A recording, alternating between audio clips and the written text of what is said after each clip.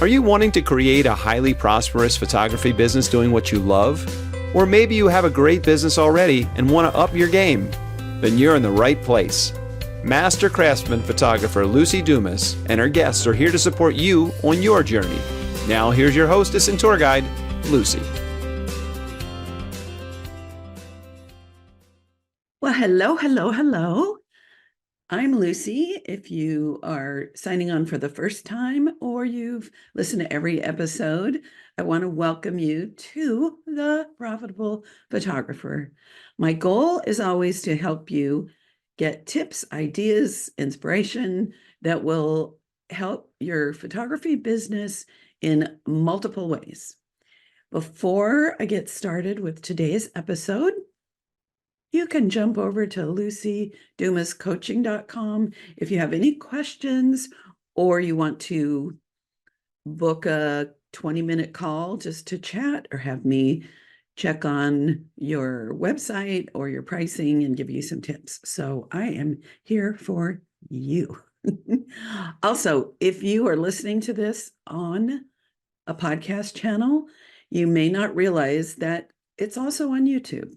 If you're on YouTube land, you may not realize there's 250 episodes plus on all of the podcast channels. So I love feedback. I love to know that you're watching this and what you're enjoying. So please get in touch. It's what I live for, among other things. All right.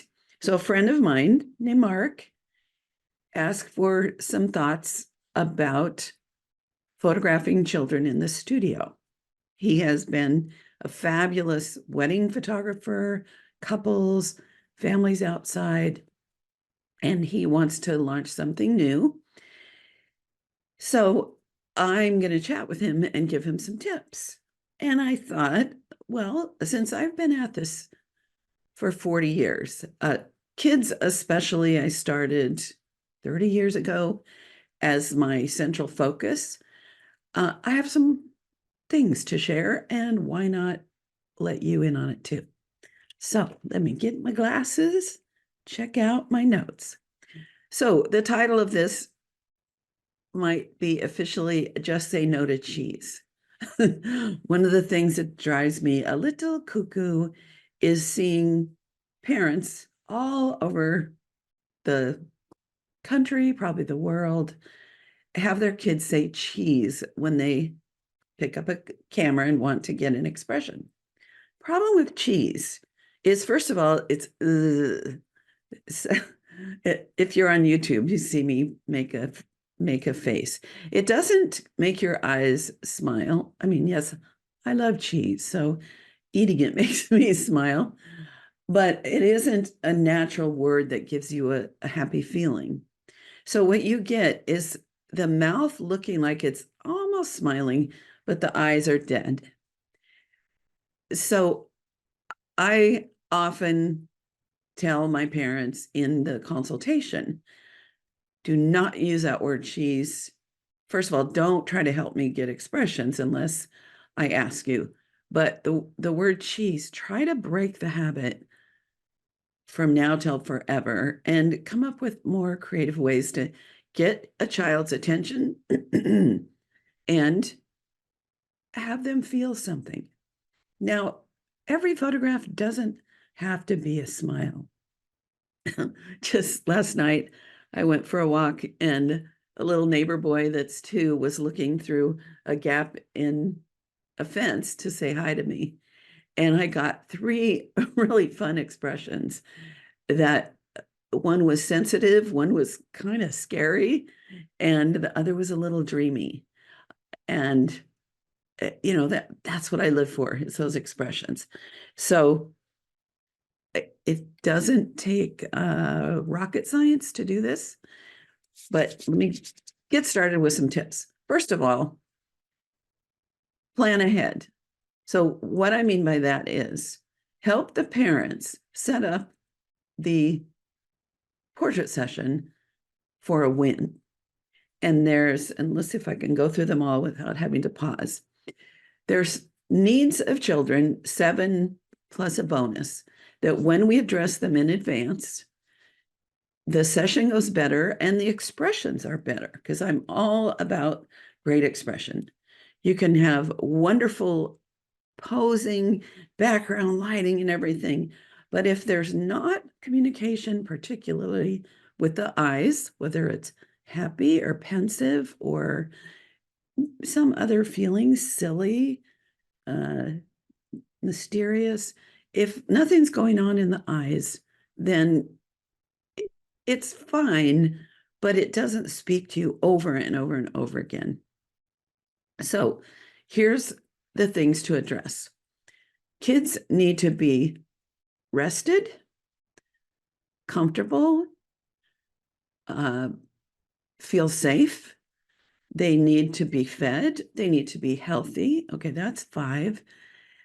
They need to, let's see. Okay, I'm going to have to pause. Okay, so number 6 is entertained. And I think I'm going to have to let number 7 pop in my head in a little bit. So stay tuned. And if you're having challenges with a session, it's because these things are not addressed very well. And so you can stop and think, well, how can I handle this? For example, my intuition might say that they're uncomfortable. Maybe they were put in a little dress with little itchy materials and we need to take that off. Or maybe we're doing a nude and the child, nude, not like, anyway, maybe they're not dressed and they're being cuddled, but maybe they're cold. I have, I can't see it, it's on the other wall, but there was a session that I did, this was outdoors, and we wanted her, it was kind of like a little flower girl dress. She was a toddler and barefoot. Mom and I thought that would be so cute. She cried for an hour. So then I put her on a staircase in Balboa Park that always has great light and kind of slows toddlers down. We put little shoes on, and all of a sudden she was happy as a clam. So she was just cold. They need to feel safe. One of the things that is really helpful is when you meet kids, get down on their level, give them eye contact, let them know you see them, you like them, you are someone not to be afraid of. Don't come at them super fast, step back, especially about 14 months, they start getting a little wary of strangers until they get all the signals and until they settle in to feel comfortable. So that's one of the tips. But I always advise parents to make sure the child is fed. If it's not healthy, we can reschedule unless there's no option, like they're just in town for the day and then they're moving to Alaska or something. That their clothes are fairly comfortable, that they've been rested. So we try to plan in studio. It's so nice because you can plan it around their nap schedules. And, oh, did I say they need to be entertained? That might be my number 7. They might be just plain bored if they're getting a little fussy. So that's my job, to entertain them. All right. The other thing is you need to understand the ages of children and what you can do with them and what you can't. To understand why a 7-month-old is much easier to photograph than a 6-month-old. And I'll give you a secret. It's because they can, at between 7 and 9 months, they're sitting up really well generally, and they're not able to run away.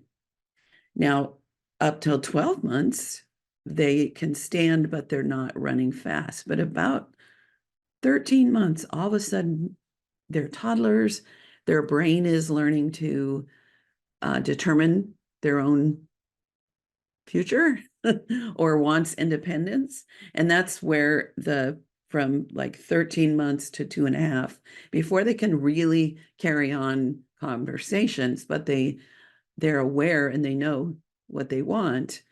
That's why they call it the terrible twos. And there's strategies for working with them that's very different than 11-month-old or a 4-year-old. Then the next stage is what I call the enchanted stage. And that's about from 3 to 5, 5.5. And that's a fun age because you can play with them. They're usually not so into the cheese smile that it's difficult. And that's when playing dress up and tea parties and little fantasy things can be really fun. Even if it's just a little toy in their hand or a little story that you tell together. And then the elementary school age, which is like once they start losing their teeth and their body parts get different, like their legs may get long and their arms get long, but they start changing. And so the way I work with them is finding out what they're interested in, telling silly stories that they will understand and respond back to. Sometimes they're very literal, so those silly stories, they want to correct you, and that can be fun. Then there's that preteen, say 11 or 12, which is similar to a toddler, where they are wanting to learn independence. They're more interested in what their friends have to say than what their parents have to say. It can be a challenging time. And it's a time that it's great to get some portraits so that you remember that you love these kids.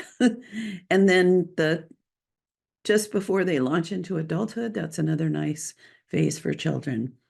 So anyway, the more you learn about child psychology, the more you learn about the physical and brain development, the easier it is for you to plan a session to win and also problem solve and come up with things that can be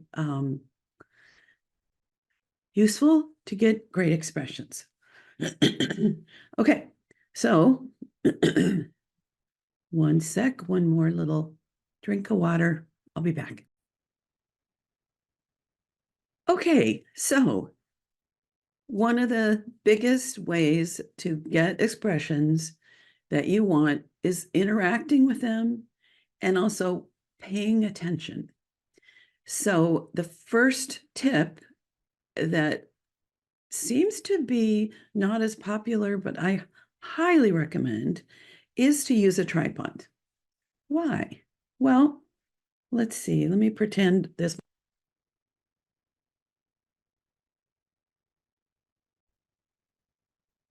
Uh-oh, I almost turned the sound off on my Blue Yeti mic. So I'm going to pretend this, my favorite cup in the world, is the camera.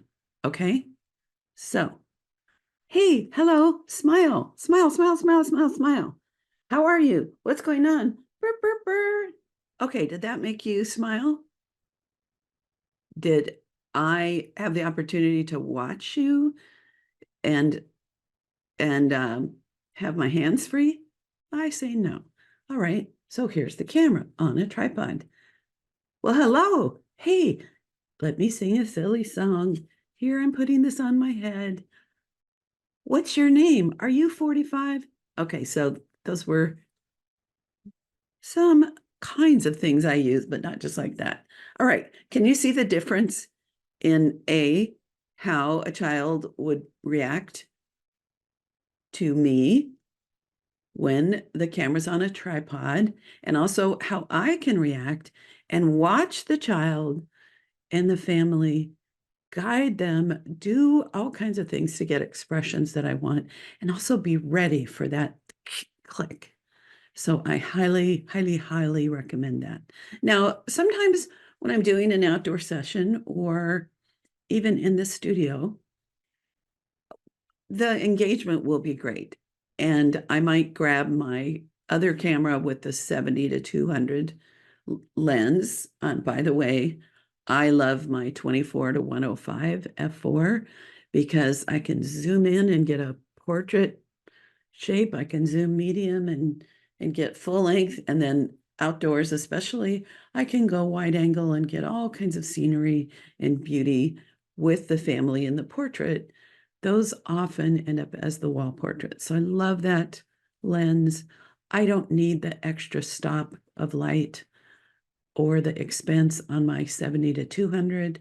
So I use the f4. Anyway, so I might grab that and get a super zoom in the middle, the camera with the longer lens. So, all right. So you see the benefit of that. Now, one of the things that can be really helpful is to be up on whatever is the latest cartoon or silly song. Right now, it's, I think, Bluey, but maybe Bluey's going to go out of fashion in a couple years with the kids. So you want to watch some Bluey and find out if there's catchphrases, or even like, I don't know what Bluey does. So, but maybe learn I think it has a British accent. So maybe learn to talk like Bluey. Back in my day, and some of you listening probably were kids of the age that I photographed because, yeah, 25 years ago, I was getting a lot of babies and children in my studio, and it was all about Barney. There was the Barney song, I love you, blah, blah, blah. And that made a big hit. One little tricky thing, if I don't get back to this, I want to be clear that you're careful with the toys that you bring out because kids are going to want them. And if they're not photographic toys or they're too distracting, it's going to create a problem. It's not going to look good in the portrait. So I had a Barney puppet, big purple dinosaur, and I had to hide it because kids always wanted that. Baby Shark was a big one, and maybe that still works. So pay attention to that. So one of the things, and I do this with adults as well, is I invite people to take a deep breath and sigh it out. And that gets eyes relaxed. There's 50 muscles in the face, and the ones that are around our eyes and pull up the corners of our smile are involuntary. Unless you're a model that learns how to make your face get natural expressions by feeling something, it's really hard to have a natural smile on command. You've got to feel something. So the breathing is a start of that. Also, the muscles on the cheeks will get stuck sometimes. And so I'll have people make silly faces. I show them that I'm not going to take a picture. I hold my hands out. This is just to loosen them up. And so we all make silly faces and then take a breath. And that relaxes the face. There's great toys that can get expressions. One of my favorites in the studio, and I don't even have to always use it, I can just say it, is what I call the tickle monster. What I have is a feather duster that's on what do you call it? On a pole that you can make shorter or longer, retractable. And I'll be like, oh, am I going to have to get the tickle monster? And just that word will get a reaction often. And then sometimes I'll use it. Sometimes they're a little scared. I don't just zoom in there with the feather duster. I'll hold it. Maybe I'll tickle myself. And then sometimes it'll be like if mom is, let's say it's a young one and I let the mom stay off to the side so she can catch the child if it's going to run away. Sometimes I'll say, can I tickle mom? Should I tickle mom or daddy's feet? So it's not always them. And you have to learn how to, it's like, I don't know, like a sharpshooter, but in a really good way, where you get the expression, they're looking at the feather duster, and then you pull it back towards the camera. So their eye follows towards the camera. And then you watch for that moment when there's an expression that you love. There's toys. Now, there's some toys I'll put in their hands. I have little beige and white bunnies, like about 4 inches high, teddy bears that can sit. And I use those quite often to keep their hands in place or give them something to cuddle. And when they cuddle, that creates a feeling, that creates an expression. Okay, I'm going to breathe for a second. All right. Wooden toys are great, or for little babies, wooden blocks. You want to avoid color because the more neutral everything is, the less you're going to look at that. But it can be handy in a lot of ways. One of the things that surprises me is how balls are an expression getting thing. I don't know if it's as we're coming to Earth as new, so it's about newborns. We see the ball that's the Earth and it makes us happy. I don't understand the psychology, the brain reaction to balls, but holding up a ball, juggling a ball. One of my games, I have wiffle balls. And so I'll say I have a magic ball because it's going to stay on my head. And then I have my assistant, which, by the way, one of the hottest tips is to always have an assistant. It frees you up in so many ways. Trying to do everything is not always wise. And I have more than paid for my assistant probably at every single session because maybe I sell one more 5x7 and I've paid my assistant $75 to help me. That takes care of that. Okay, so back to the wiffle ball. So I hold the ball up on my head, but my assistant is behind me and she reaches up and puts her finger in the ball. And then I move my hands away and the ball stays there and we count. It gets their attention. Okay, this is big. I don't want to forget this. I watched a PBS show. There were actually two that said the same thing. It's called The Masters, and one was the sculptor Bernini. It was a whole show on that artist, and then the painter David. And both of them said that a great portrait, or especially like a bust of a person, a sculpture, the best expressions are ones where they look like they're just about to say something or they just did. So I'm always looking for that as some of my main expressions that can melt your heart. Of course, they might have said something silly, so they're going to get silly expressions. But you want to look for those moments when something is authentic that they're reacting to. And also you want to create games and ideas to get their attention so that they're listening. Because when they're listening, those eyes again are engaged.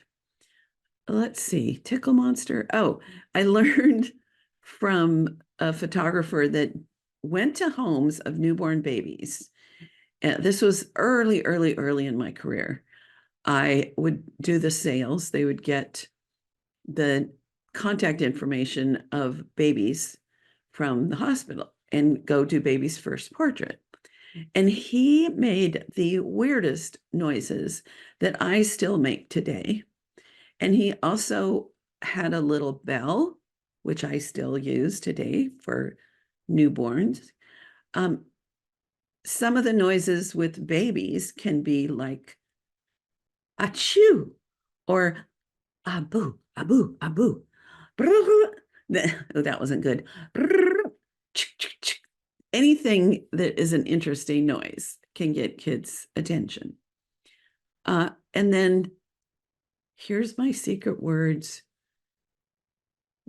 instead of cheese. If you're like, I need a word sometimes. So one of them is the word yes. Yes makes you feel something. Even when I just said that, yes. Uh, it's a positive energy. And then my most prized trick when I'm really, really, I'm wanting smiles primarily, or at least I want some kind of reaction, is the word monkey. You kind of can't say it without feeling a little happy. If you're watching this, you see me kind of pointing around my eyes to those little muscles.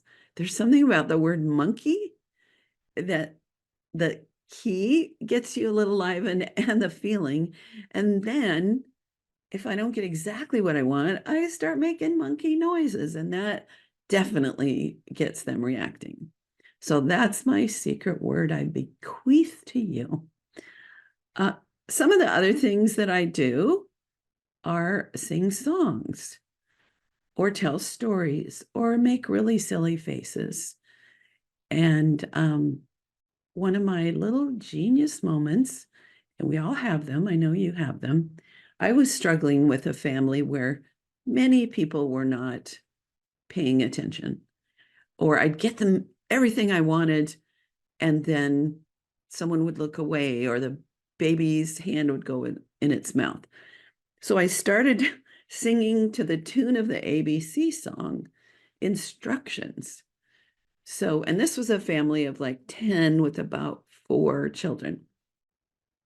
So it'd be like ABC, Mom, look at me. Oh, I should have warmed up for her singing. Johnny, get your finger out of your mouth.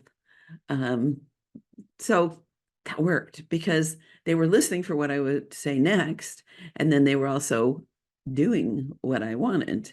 And I could specifically, get one person to change something that wasn't working. Now with digital, it's so much easier to do head swaps, but the training of getting it right in the camera is invaluable, because why not? Who wants to spend your life editing head swaps? Those are not fun. Okay. Stories are big. Often I will tell the story that includes them. So once upon a time, there was a little boy named, and then I'll see if he says his name. And if he doesn't, I'll say Johnny. And Johnny had a beautiful mommy named, and then I might say mommy.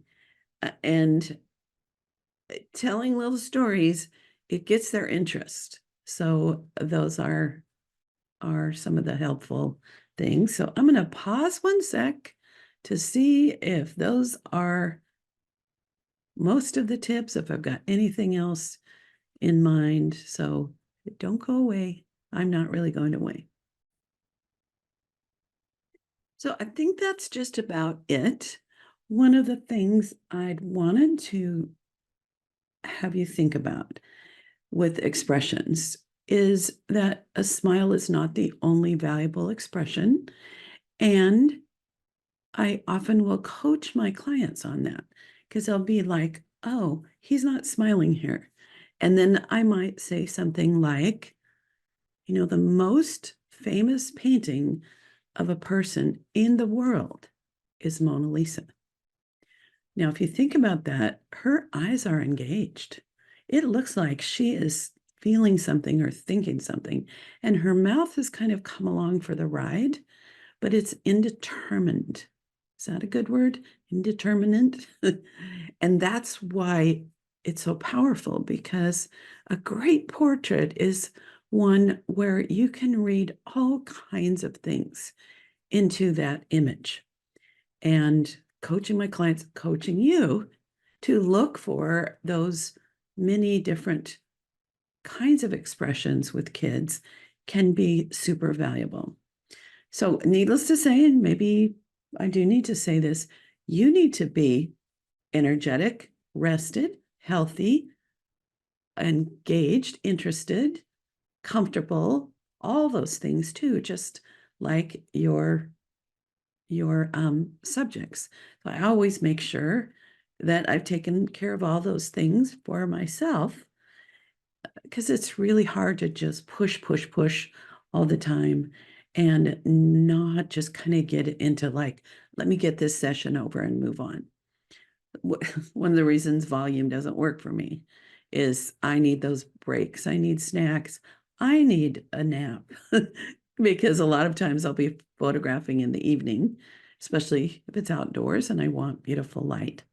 So that is it for now. Thank you so much for tuning in, and I hope you'll share your reactions, maybe pass on some tips. This is going to be also on Instagram, not also. There'll be a place on Instagram, there's a place on YouTube, there's a place wherever you find this where you can make a comment. It'd be super fun to get some other tips from you.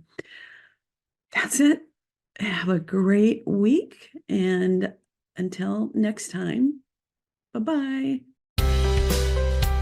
You have been listening to The Highly Profitable Photographer with Luci Dumas. If you've enjoyed this podcast, please rate, subscribe, review, and share. To connect one-on-one and learn more about our coaching programs, just go to lucidumascoaching.com. Until next time, go have fun photographing and selling your work.